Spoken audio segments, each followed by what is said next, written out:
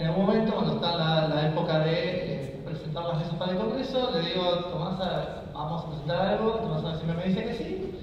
Y le digo, che, estaba pensando en algo sobre la construcción de la realidad, hablar un poco de eso, sobre la información, ya que sobre en tiempos de tecnología e información, hablemos de tecnología, hablemos de información, y hablemos de cómo se construye la realidad, o sea, cómo se ordena la información en una realidad. Básicamente es eso. No sé si le dije eso a Tomás, pero bueno. No, me dijiste, armemos una mesa y yo te dije sí. Y bueno, después me enteré de que era la mesa. Bueno, es lo que se lo cumplí. Así que acá estamos. Y la premisa es que cada uno habla de lo que quiere y bueno, y es eso. Hay total libertad, no estamos especulando a ver qué ponemos, qué línea bajamos, ni mucho menos. En general bajamos como 34 líneas que se contraponen entre sí, así que está buenísimo. Y siempre invitamos a alguien por fuera. El año pasado, los que estuvieron recordarán que vino Guille, que era un físico del CONICET, para hablar sobre el vacío. Y esta vez lo invitamos a Mario Santucho en su calidad de doble pertenencia, si querés, yo te voy a hacer cargo de sociología, disculpame si lo negás, pero también como un periodista, un narrador, o sea, tenés muchas aristas y me parecía que era muy importante traer algo sobre este tema en particular. Así que bueno, yo voy a presentar brevemente algunas cosas que seguramente después se irán, no sé, profundizando o desdibujando según cómo avancemos con la mesa.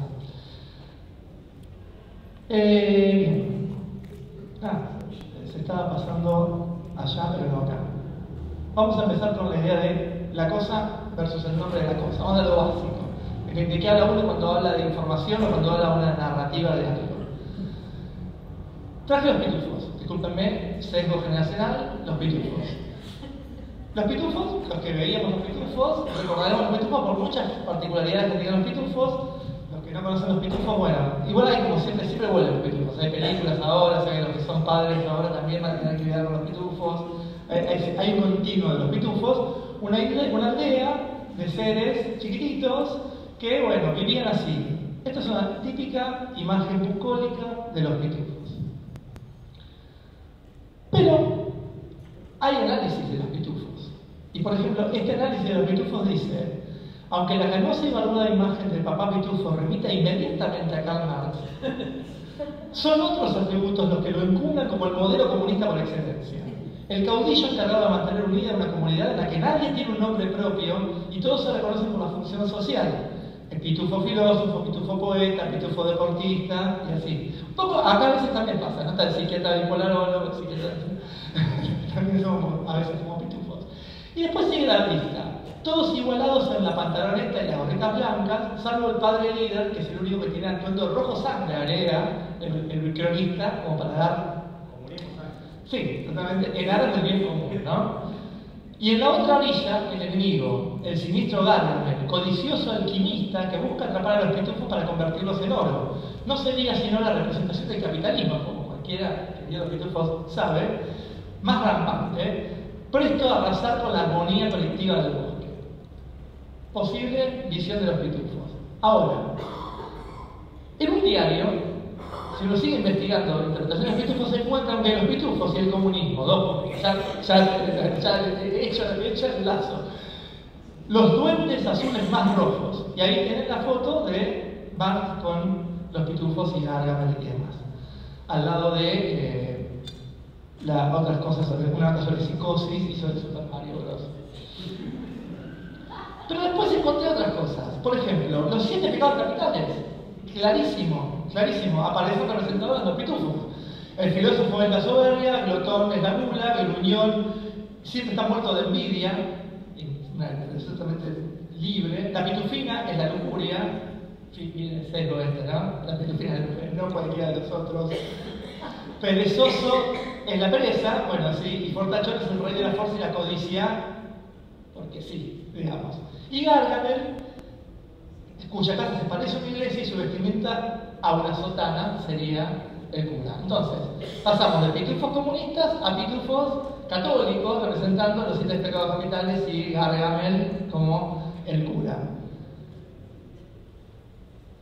CISEC, lo voy a traer a CISEC, estoy harto de Byung-Chul Han, esto lo tengo que decir porque ya estoy el sábado, ya pasamos por todo el congreso, cada 3 meses Byung-Chul Han, me tiene harto Byung-Chul Han, entonces he rescatado al pobre esclavo que ahora quedó ahí tirado, y bueno, citarlo después, pero no, está bien, citarlo, está todo bien. Pero bueno, yo lo voy a rescatar a Slavoj, que me cae más simpático, que cuando hablaba del aspecto de la ideología, definía la ideología como una matriz generativa que regula la relación entre lo visible y lo no visible, entre lo imaginable y lo no imaginable, y los cambios producidos en esta relación. Y esta definición es difícil de escribir la ideología y que sea algo que pueda servir, y esta definición me parece que sirve bastante, porque tiene que ver con esto que se hablaba de los pitufos.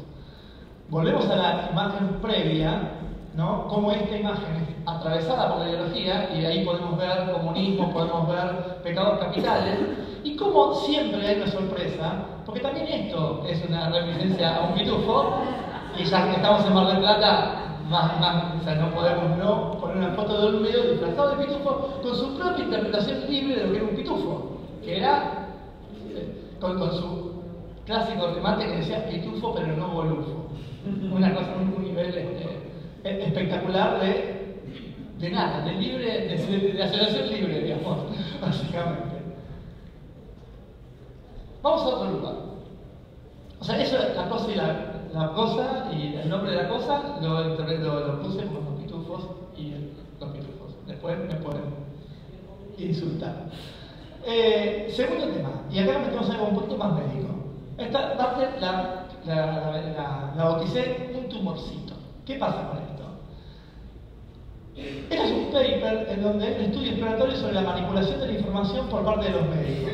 Le hacen preguntas, un cuestionario a diferentes médicos, preguntándole si está bien o no mentirle al paciente, y si lo sienten como una falla ética o si está bien, si hace algún ruido, básicamente es eso. Y lo que terminó pasando fue que los médicos dicen que el 60% dijo que es necesaria la manipulación de la información para evitar daños a los pacientes.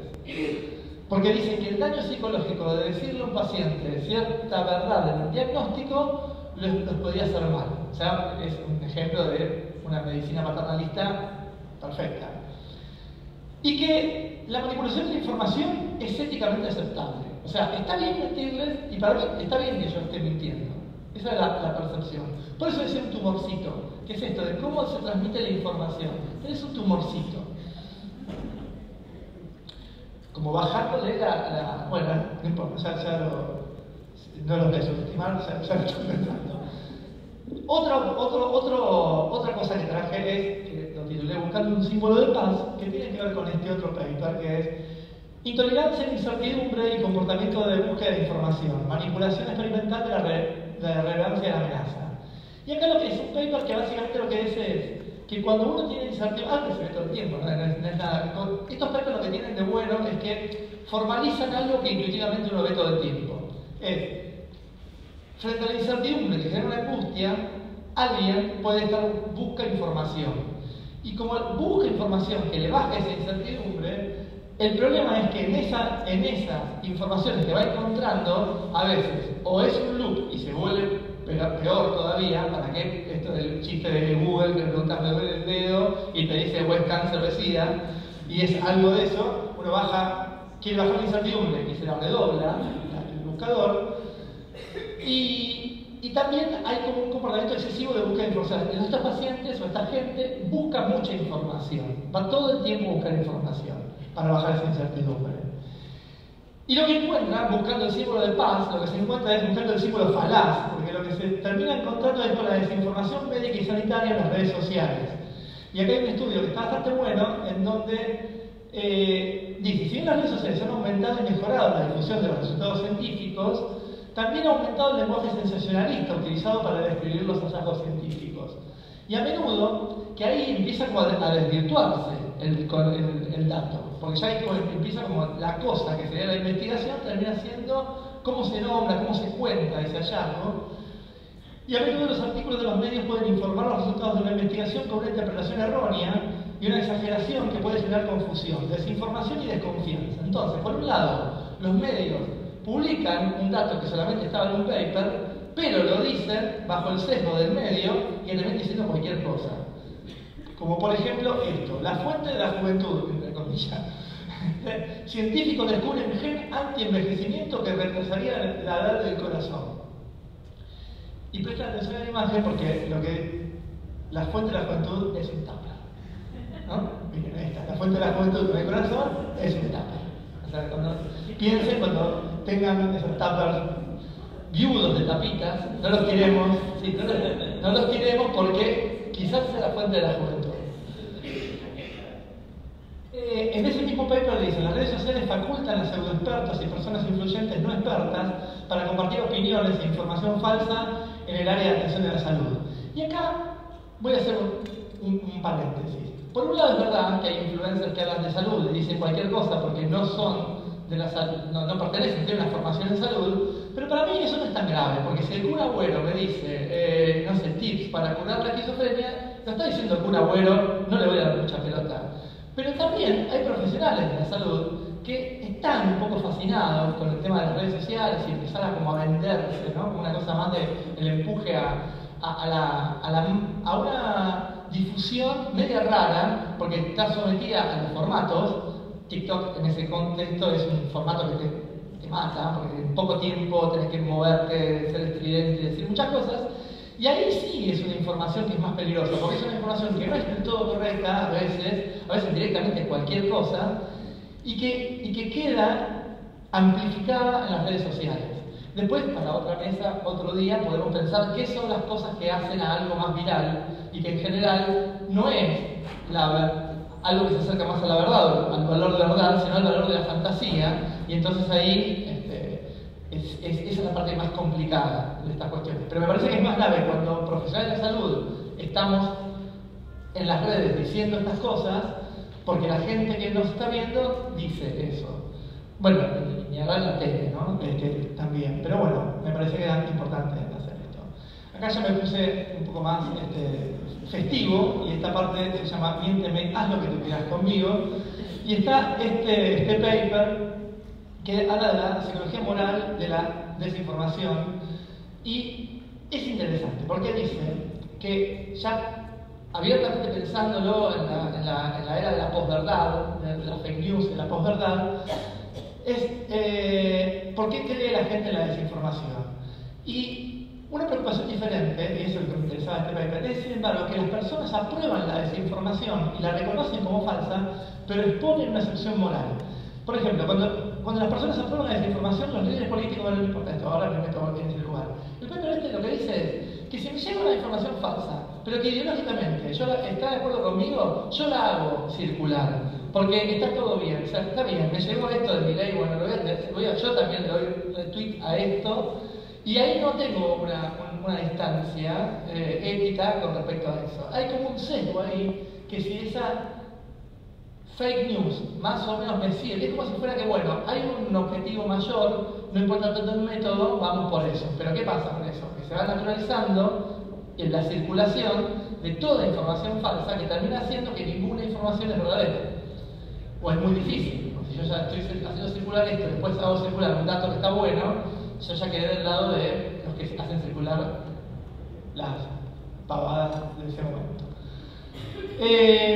Y esto está bueno. Sin embargo, para aumentar la inclinación de las personas a condonar una falsedad, puede que no sea necesario hacerles creer en alternativas a la realidad.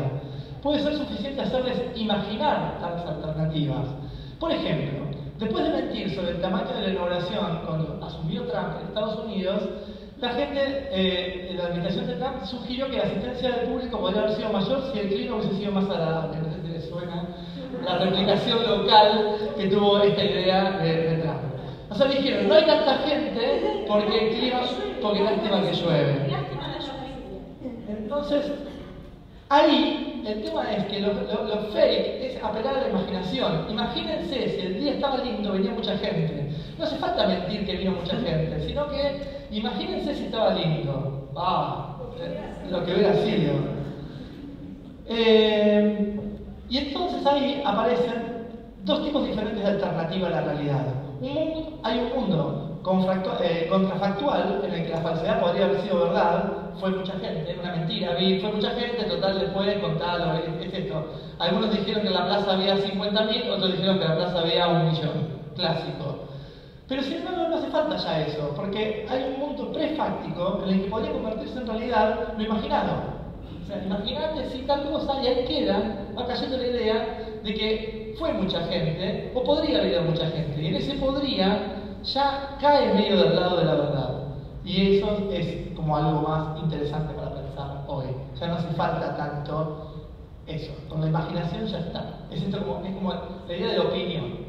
Yo no creo en la ley de la verdad. Para mí es mi opinión y bueno, si es la opinión de Newton, es la opinión de Newton y la mía es la mía.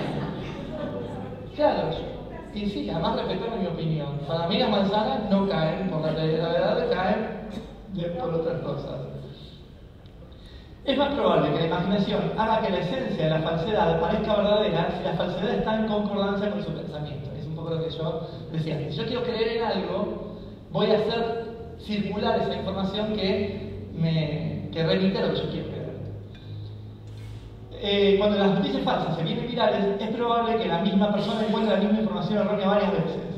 Y la investigación sugiere que estos encuentros múltiples puede hacer que la información errónea parezca menos poco ética para difundir. Lo veo tantas veces, entonces también una reminiscencia tremendo al miente, lo que era, es un poco eso también, o 1 millón de moscas no pueden estar equivocadas. Si empieza a circularse algo, al principio es algo raro, al principio es disruptivo, después se normaliza y después queda como que puede ser verdad eso. Y continúo con la cita anterior, si total mañana somos amigos.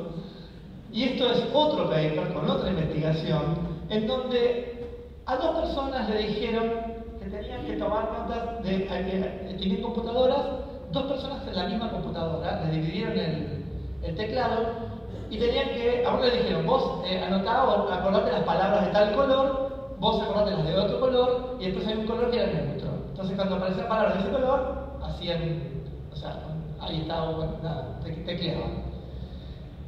No importa, no voy a decir todo eso, pero lo interesante de esto es que desarrollaron los recuerdos falsos, los 2 sujetos sometidos a este experimento, en donde recordaban como propias las palabras del otro, pero no las neutrales, sino las del otro. Como algo de, las propias las recordaban y no, esta otra que era del otro creo que también era mía.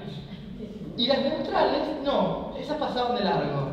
Como un interés en la necesidad de ese otro es más interesante que el neutro. El neutro no le dio ni pelota a ninguno de los dos, pero hubo como recuerdos cruzados y falsos de que ciertas palabras eran del otro. No voy voy a decir esto. Falsos recuerdos que son relativamente ricos y vívidos, acompañados de recuerdos adicionales para detalles de contexto. Porque no era solamente creo, sino sí estoy seguro. Y es esta cuestión de los recuerdos y de las memorias, en donde uno dice, sí, porque esa palabra es mía, porque hablaba de tal cosa, que seguro que era esto, y no, nada que ver. Pero bueno, pasa todo el tiempo. Y para cerrar, este es un libro que después si a alguien le interesa se lo puedo pasar en PDF, que escribieron unos amigos. Ahora ya es verdad, lo traje a propósito. Ellos escribieron hace mucho tiempo este libro que era la historia de que ellos se echaron a correr el rumor de que Pelé se había muerto y desde un tweet y los levantó la CNN. Cuando la CNN levanta, se murió Pelé, empezó a replicarse por todos lados que Pelé se había muerto.